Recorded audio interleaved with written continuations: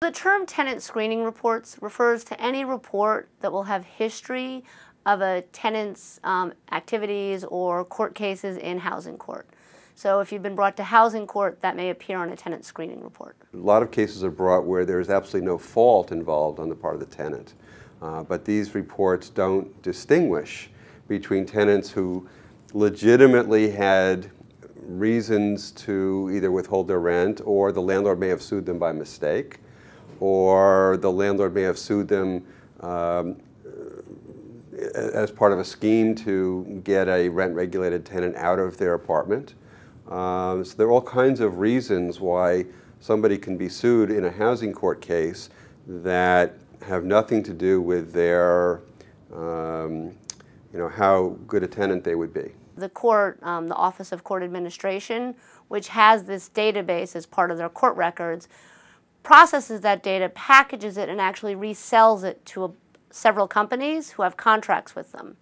Those companies then bundle that data and then either directly resell it to landlords or will resell it to other companies who then resell it. There's some confusion about the difference between credit reports and tenant screening reports. Credit reports really reflect a person's entire credit history, including credit card debts, student loan debts, medical debts. It also includes information on court judgments, including housing court judgments. Tenant screening reports are narrower. They include information on a person's housing court history. They also include other things like criminal history and some parts of a person's credit report. And a lot of the same concerns exist for both. Both of them really have a disproportionate impact on people of color. And there's also a lot of concern about inaccuracies in both credit reports and tenant screening reports.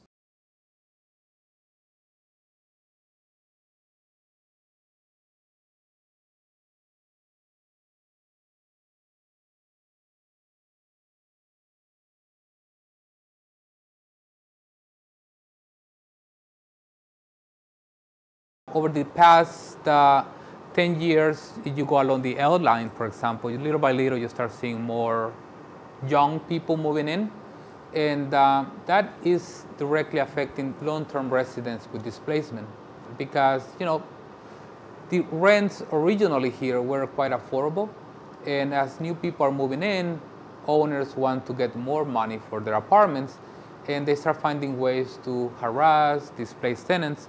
And every day we are losing more apartments, more affordable housing apartments. The icing in the cake pretty much happened about 5 years ago, when the area that we had mostly industrial warehouses and factories, mostly around the waterfront by the East River, the city decided to rezone it.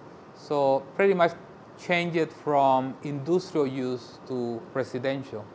But that's also prime real estate because it's facing the skyline of Manhattan. So the rezoning happened, and mainly just luxury housing was built around the waterfront. As a response, the community we organized, and one thing that we expected is to have a certain percentage of affordable housing units to be built. The total number came to about 33%, they said, but so far we haven't seen not even maybe 15% of that affordable housing to be built. Tenants in New York City have a lot of rights, and they're brought to housing court for all kinds of reasons, some of which are not their fault, and some of which are just them exerting their rights.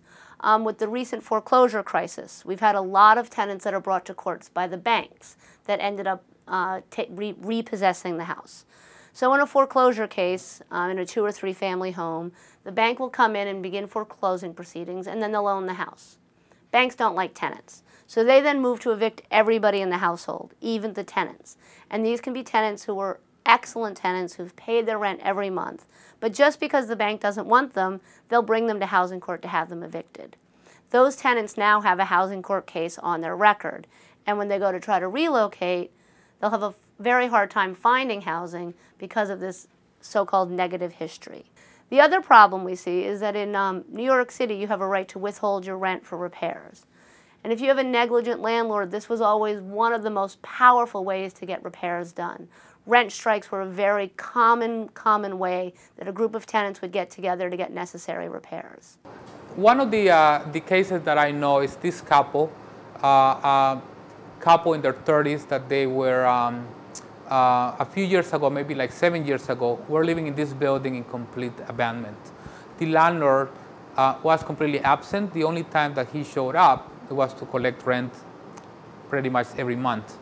After we organized in the tenant association, trying to mediate with the landlord, and we tried to reach him, he never responds. So the tenant decided to start a rent strike. The landlord decided to take these tenants to court for a non-payment procedure. When we went to court, the actual judge included in the stipulation that the landlord needed to do all these repairs in order to get the money. So there wasn't a judgment against the tenants, there was a stipulation. 2 years ago, this couple came to us because they wanted to apply for one of these waterfront apartments. They qualified income-wise.